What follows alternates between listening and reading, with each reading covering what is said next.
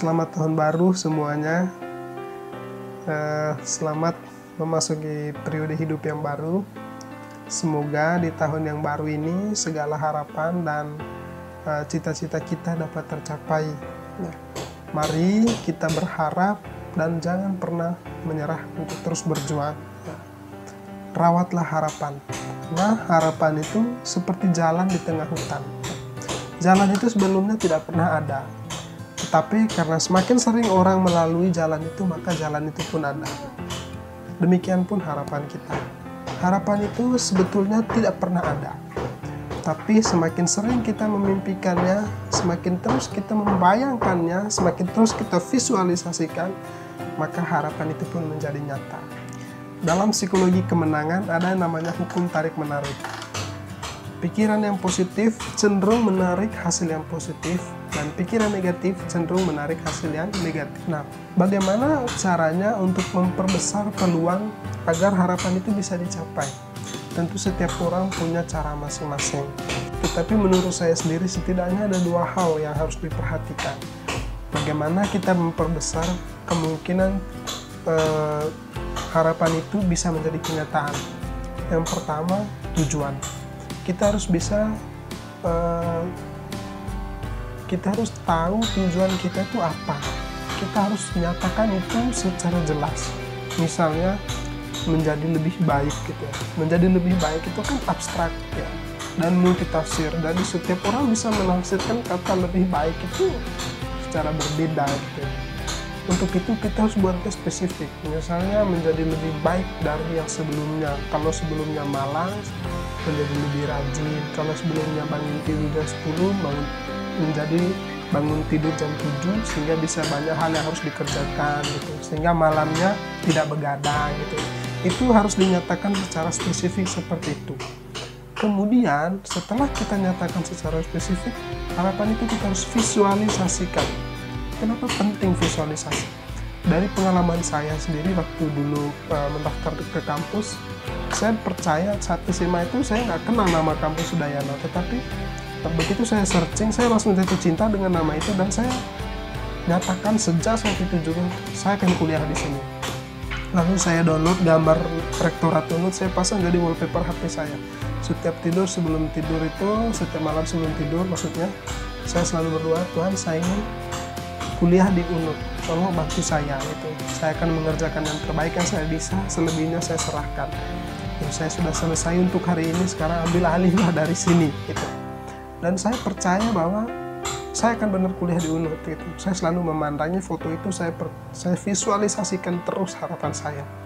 Dan pada akhirnya saya kuliah di Unut gitu. Dan saya mengatakan itu bukan kebetulan gitu ya, tapi itulah yang saya sebut sebagai psikologi kemenangan gitu ya. Bahwa seorang pemenang dia selalu berpikir tentang menang. Dan memang kemenangan itu adalah hasil dari berpikir menang dan menang gitu ya. Tidak mungkin ada orang yang ingin menang tapi dia berharap kalah, kan nggak mungkin gitu. Kalau ingin menang maka kamu harus percaya bahwa kamu bisa menang gitu ya. Dengan berpikir seperti itu maka pikiran kita secara tidak langsung akan mengontrol perilaku bawah sadar kita untuk senantiasa terarah kepada harapan itu. Jadi penting di sini untuk diingat bahwa harapan itu adalah pernyataan mengenai tujuan yang divisualisasikan secara jelas ya. Kalau kita tidak bisa memvisualisasikan tentang tujuan kita secara jelas, maka harapan kita itu ngambang gitu.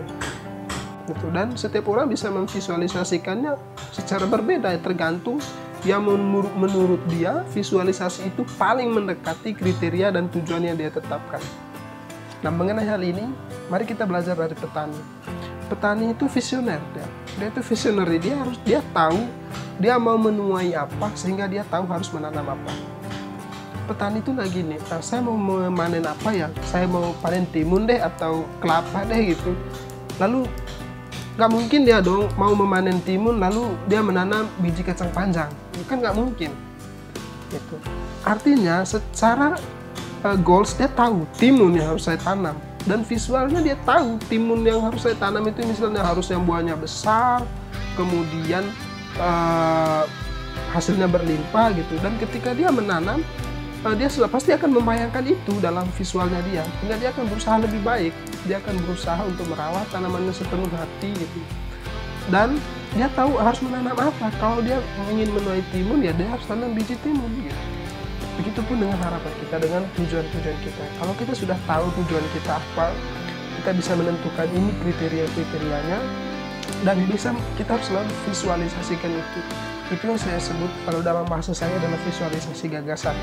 Ketika gagasan itu kita visualisasikan, tujuan kita menjadi semakin jelas. Dan ketika itu kita selalu visualisasikan, kita tanam itu dalam benak bawah sadar kita, pada suatu saat dia akan sadar bahwa ternyata semakin sering kita membayangkan tentang apa yang akan kita capai, secara tidak sadar alam bawah sadar kita akan mendorong pikiran dan perilaku kita untuk mencapai tujuan itu. Orang yang menang pasti dia punya pikiran bahwa saya harus menang, dan saya harus menang gitu.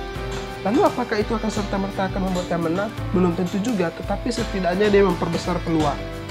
Dan itu yang ingin saya ajak, bagaimana kita membangun harapan kita ke depan. Apa yang kita, mungkin bagi saudara-saudara sekalian menyebutnya sebagai resolusi, tapi bagi saya, sederhana saya menyebut itu sebagai harapan. Kemudian saya visualisasikan, karena saya sudah tahu ini yang ingin saya capai, saya visualisasikan. Saya ingin pikiran bawah sadar saya mengontrol pikiran dan tindakan saya agar selalu mewujudkan apa yang saya harapkan itu.